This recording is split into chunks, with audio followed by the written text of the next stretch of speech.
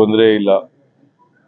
ಈಗಾಗಲೇ ಇನ್ನು DC ಹತ್ರ 48 ಕೋಟಿ ಇದೆ, ಇನ್ನ PD ಅವರ ಅಕೌಂಟ್ ನಲ್ಲಿ, ತಹಸೀಲ್ದಾರ್ಗಳ ಹತ್ರ ಇದೆ.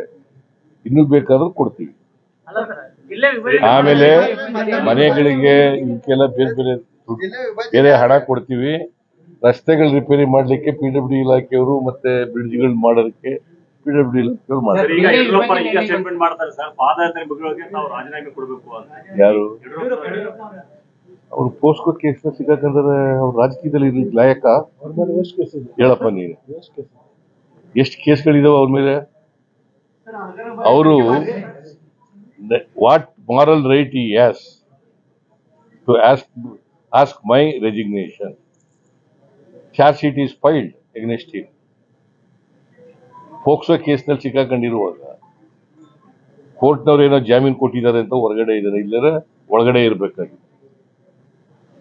ಇವೆಲ್ಲ ಅವ್ರು ಮಾಡೋದೆಲ್ಲ ಅವ್ರ ತಟ್ಟೆನಲ್ಲಿ ಯಜ್ಞ ಅಲ್ಲ, ಕತ್ತೆ ಬಿದ್ದಿದೆ. ಬಿಜೆಪಿ 21